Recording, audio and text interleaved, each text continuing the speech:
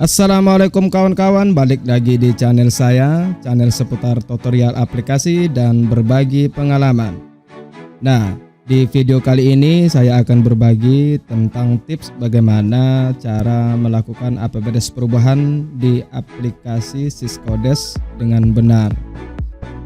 Sebelum kawan-kawan melanjutkan untuk melakukan input APBDes perubahan di aplikasi Syscodes, ada baiknya mungkin kita pahami dulu 5 prinsip ini agar nantinya tidak terjadi masalah pada aplikasi dan pada APBDes-nya itu sendiri. Oke, sebelum kita lanjut, terima kasih bagi kawan-kawan yang sudah subscribe. Bagi yang belum subscribe, silahkan tekan tombol subscribe dan nyalakan loncengnya agar mendapatkan notifikasi video-video saya berikutnya.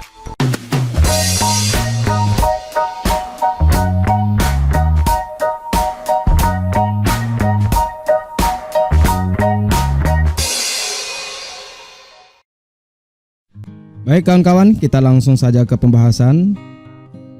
Yang pertama, kita harus memahami apa yang menjadi syarat dan kriteria perubahan APBDes.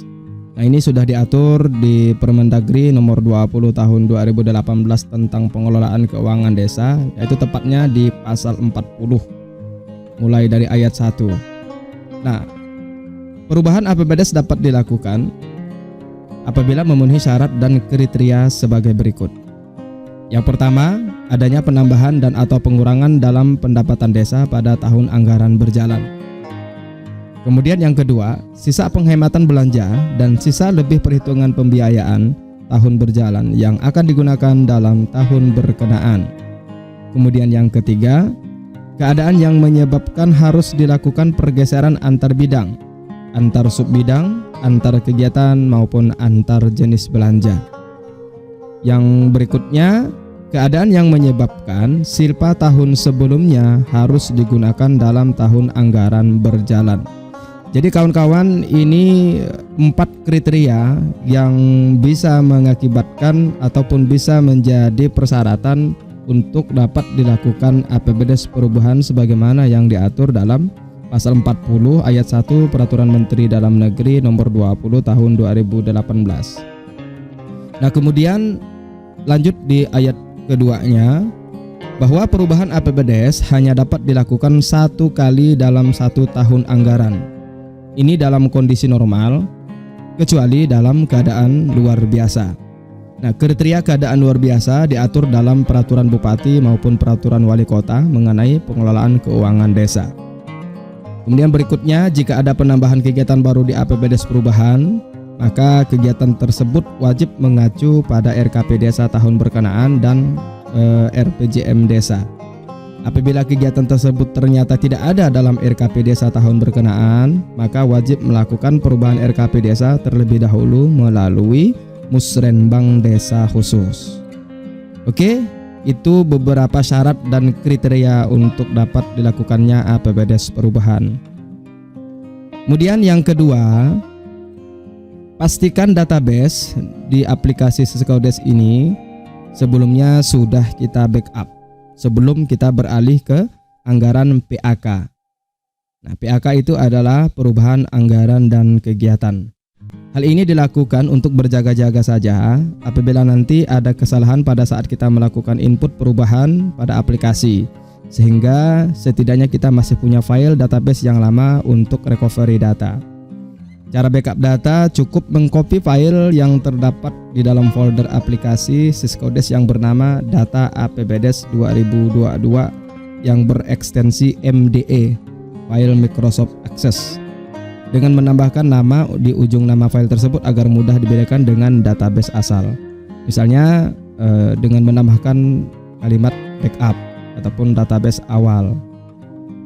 Koneksikan aplikasi database asal yang bukan database backup sehingga tidak perlu merubah file config. Kemudian yang ketiga, prinsip-prinsip dasar PAK yang harus kita pahami. Yang pertama, ingat bahwa PAK di Syscodes hanya bisa dilakukan 1 kali. Jadi sampai saat ini untuk aplikasi Syscodes itu hanya menyediakan PAK 1 kali sesuai dengan ketentuan peraturan perundang-undangan. Kalaupun nantinya ada perubahan lebih dari 1 kali, maka tetap menggunakan PAK yang sama. Tidak ada yang namanya PAK 1, PAK 2 dan seterusnya. Itu hanya teknis saja, nanti bagaimana untuk penerapannya. Sebenarnya di video-video lain banyak membahas tentang bagaimana melakukan PAK lebih dari 1 kali. Nah, berikutnya untuk melakukan perubahan anggaran dan kegiatan di Siskodes tidak perlu membuka posting APBDes. Ini kadang-kadang ada beberapa teman-teman kita yang salah memahami bahwa untuk APBDes perubahan untuk melakukan PAK harus membuka posting kunci APBDes terlebih dahulu. Nah, itu tidak diperlukan. Kemudian berikutnya tidak boleh menghapus kegiatan yang sudah ada di APBDes awal, meskipun kegiatan tersebut tidak akan dilaksanakan dalam APBDes perubahan. Tidak boleh merubah kegiatan yang sudah direalisasikan, kecuali perubahannya adalah untuk menyesuaikan anggaran dengan nilai realisasi atau penghematan belanja. Nilai perubahan pada satu kegiatan tidak boleh kurang dari nilai realisasi, karena nanti APBDes-nya berdampak tidak bisa diposting. Ini ketika nanti kita akan melakukan perubahan pada kegiatan yang sudah direalisasikan sebelum perubahan. Nah, untuk nilai perubahannya, nilai kegiatannya tidak boleh kurang dari nilai yang sudah direalisasikan. Kemudian yang keempat, kita juga harus mengenal jenis-jenis perubahan APBDes. Jenis yang pertama adalah APBDes perubahan dilakukan karena adanya tambahan ataupun pengurangan pendapatan sehingga perlu adanya penyesuaian APBDes.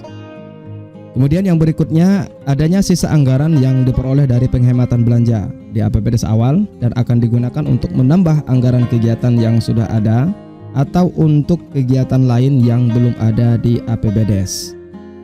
Nah, ini juga bisa dilakukan perubahan sehingga sisa anggaran tersebut bisa kita optimalkan untuk meningkatkan ataupun menambah kegiatan yang belum teranggarkan di APBDes awal. Kemudian yang ketiga, adanya kegiatan yang tidak akan dilaksanakan di APBDes dan akan diganti dengan kegiatan lain. Misalnya akan menghapus kegiatan yang mungkin tidak akan terlaksana atau tidak akan direalisasikan sehingga anggaran tersebut bisa dioptimalkan untuk mengganti ke kegiatan yang lain. Kemudian adanya perubahan sumber dana awal dan sumber dana perubahan. Nah, ini maksudnya adalah di APBDes awal kita menggunakan sumber dana katakanlah ADD. Nah, kemudian nanti rencananya di perubahan akan kita ganti dengan sumber dana DDS dan seterusnya. Kemudian adanya pergeseran antar bidang dan objek belanja. Nah, itu maksudnya antara belanja modal, kemudian antara belanja barang dan jasa itu adanya pergeseran-pergeseran termasuk antara sub bidang. Kemudian silpa tahun lalu dan silpa tahun berjalan akan dianggarkan ke dalam rencana anggaran APBDes tahun berkenaan. Kemudian yang terakhir, yang kelima kawan-kawan, langkah-langkah perubahan APBDes di aplikasi Siskodes 2022. Ini sebenarnya langkahnya sama dengan langkah-langkah di aplikasi versi-versi sebelumnya. Namun untuk mengingatkan saja bagi yang mungkin operator Siskodes yang masih baru ataupun yang baru belajar, bahwa untuk melakukan APBDes perubahan tanpa membuka posting APBDes pada kondisi database yang aktif, kita langsung masuk ke menu PAK dengan cara klik menu data entry, kemudian perencanaan, dipilih data umum desa, barulah rubah status APBDes awal menjadi PAK di pojok kanan paling atas.